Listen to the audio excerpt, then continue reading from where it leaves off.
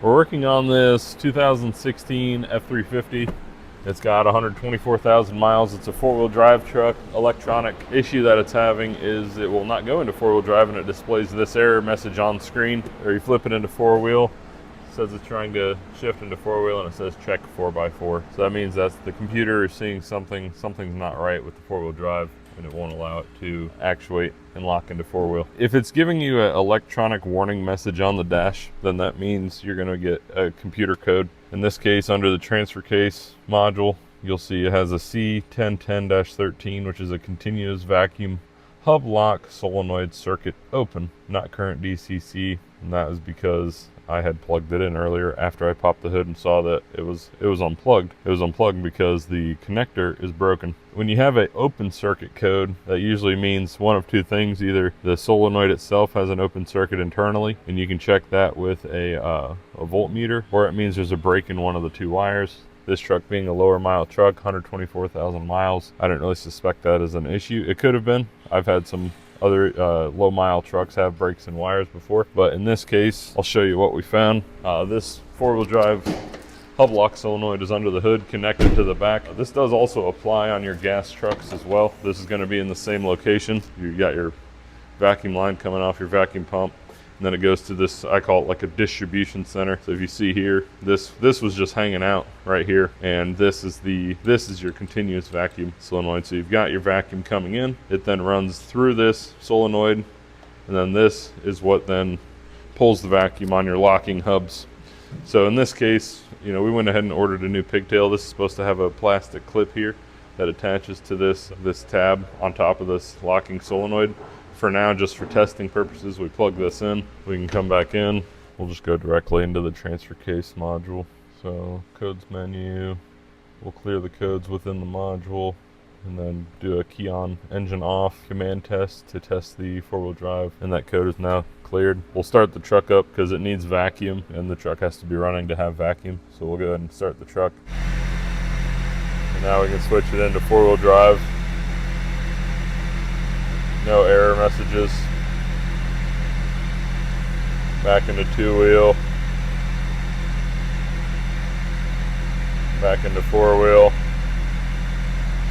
So if it was that was all plugged in, everything's connected, it could have been, one of two other things like I mentioned earlier. It could have been the solenoid itself, which you can test.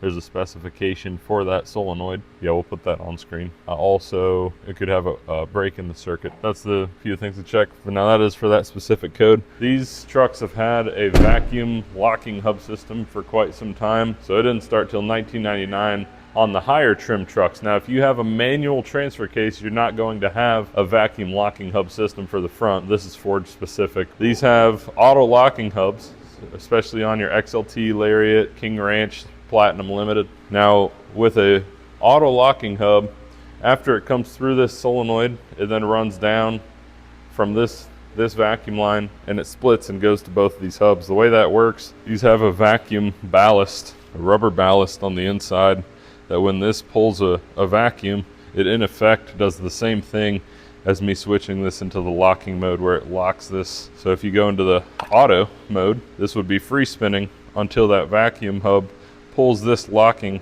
mechanism down. When you have vacuum applied through the steering knuckle and then through the hub assembly, it then pulls this and it engages your outer half shafts. So that's how the system's supposed to work. You shouldn't have to, if you have an auto locking hub, you should not have to get out of the truck, flip this lock to then boom and engage this four-wheel drive locking hub. However, in many cases you'll get two things: vacuum hub leaks, or your inner axle seal, or your wheel hub O-ring.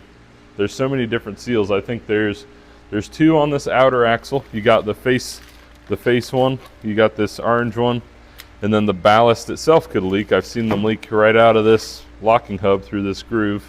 That means this ballast is bad inside.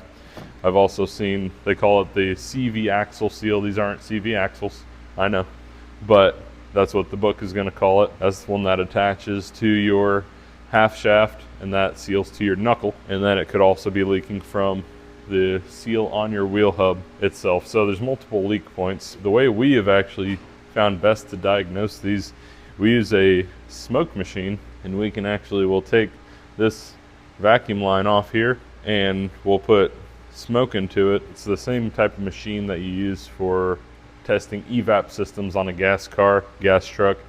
You pull this line off, you put your smoke machine into it, and it basically smokes the whole system. You can check with a light. That's the quickest and easiest way that we've found to trace down these vacuum leaks in these systems. If you have no vacuum leaks at all, it's going to be on the control side, or that means you have bad locking hubs. You can use a vacuum tool to manually lock these hubs to test their functionality. When you have it up off the ground, you can take and disconnect the hose down here right near the, kind of hard to see, but it's right here behind the brake line.